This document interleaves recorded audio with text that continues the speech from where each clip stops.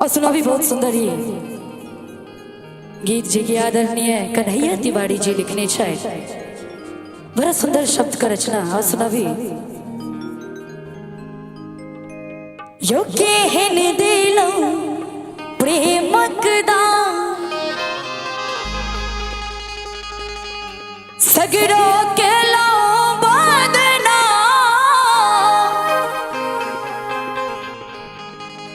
यो सगरो केलो बदना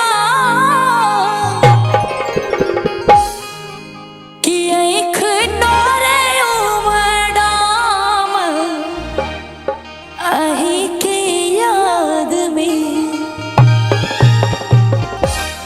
और हमरा आवाज में काफी प्यारा आशीर्वाद देनी है सभी गीत का। और सुनो भी यो केहन दिलो प्रेमक दाम सगरो केलो बदनाम सगरो केलो बदनाम ओए को नोरे उमड़ाम आही के याद में यो आँख नोरे उमड़ाम आही के याद में।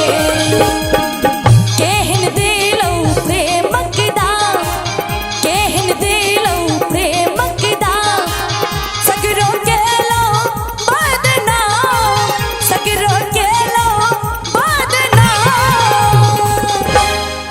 कि आँख नोरे उमड़ाम आही के याद में यो आँख नोरे उमड़ाम आही के याद में।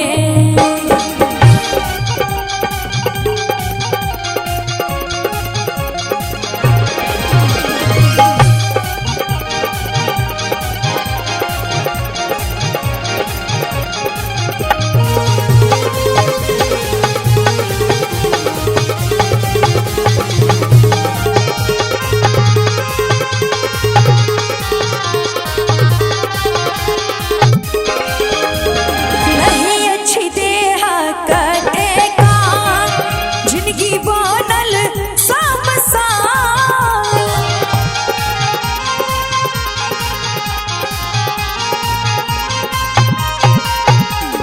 नहीं अच्छी देह कटे का जिंदगी बनल समसा जिंदगी बनल समसा यो नहीं अच्छी देह का ठेका कि जिंदगी बनल सामसा कि घर लगैया भयानक आही के याद में यो आँख नोरे उमड़ाम आही के याद में।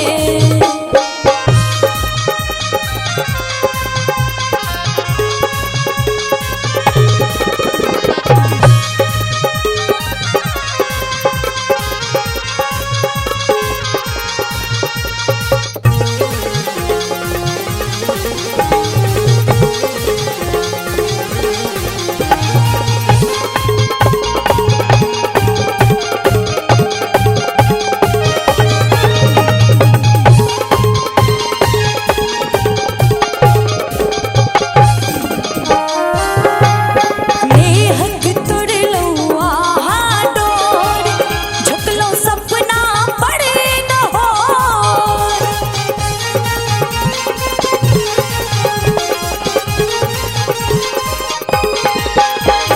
नेहक तुड़लो आहा डोर झुकलो सपना पड़े न हो यो झुकलो सपना पड़े न हो नहीं अब जीवन के ठिकाना आही के याद में यो नहीं अब जीवन के ठिकाना आही के याद में। केहन दिलो प्रेमक दाम आँख नोरे उमड़ाम आँख नोरे उमड़ाम यो केहन दिलो प्रेमक दाम असगरो केलो बदनाम कि आँख कनो रे